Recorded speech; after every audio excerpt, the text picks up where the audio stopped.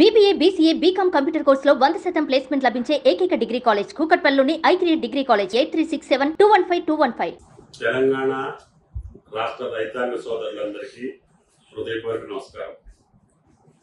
కాంగ్రెస్ ప్రభుత్వం ఇచ్చినటువంటి మాట కట్టుబడి ఆనాటి PCC అధ్యక్షుడిగా రేవంత్ రెడ్డి గారు నేను డిసెంబర్ 9 అధికారంలోకి వచ్చిన తర్వాత నేను 2 లక్షల రుణమాఫీ ఒకే దఫా చేస్తానని మాటిచ్చి ప్రభుత్వంలోకి వచ్చినటువంటి కాంగ్రెస్ ప్రభుత్వం ఆయన ఇచ్చినటువంటి మాట ఆగస్టు నెలలోనే లోపుగానే నేను 2 లక్షల రుణమాఫీ చేస్తానని చెప్పి మొదటి విడతగా 18వ తారీఖు సాయంత్రం 4 గంటలకి రాష్ట్ర రైతాంగాన్ని ఉద్దేశించి అన్ని వీడియో కాన్ఫరెన్స్ అన్ని మండల కేంద్రాల్లో ఉన్నటువంటి రైతులను ఉద్దేశించి ప్రసంగించి ఆ రోజే ₹1,00,000 రుణం ఉన్నటువంటి ప్రతి రైతు ఖాతాలో ₹1,00,000 ఆయన ఖాతాలో జమ చేసేదానికి 18వ తారీఖు సుముహూర్తం నిశ్చయించారు. కానీ రైతులందరూ ఆ కార్యక్రమంలో పాల్గొని ఆ ₹1,00,000 వెంటనే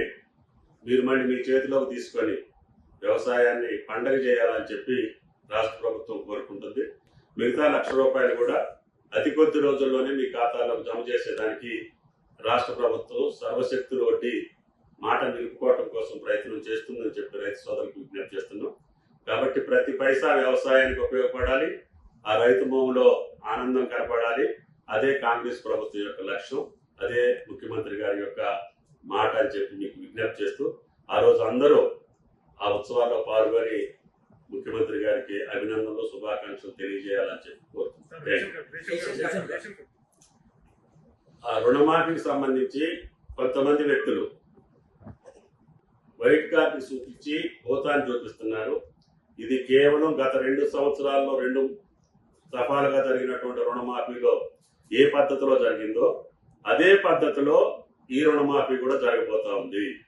కాబట్టి ఎవరు కూడా ఆందోళన చెందాల్సిన పని లేదు, మాట్లాడిన ఇద్దరు కూడా ఆందోళన చెందాల్సినటువంటి అవసరం లేదు.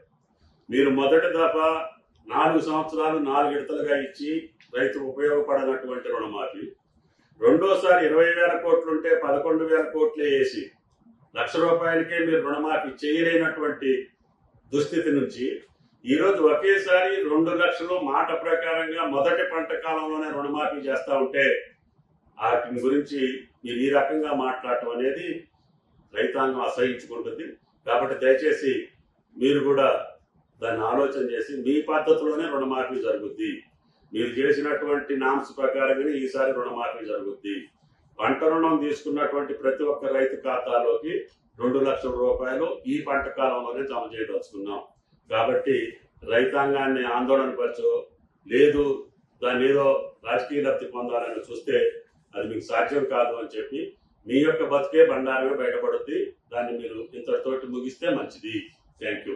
సుమన్ టీవీలో మీ పర్సనల్ అండ్ బిజినెస్ ప్రమోషన్స్ కోసం కింది నెంబర్కి కాంటాక్ట్ చేయండి.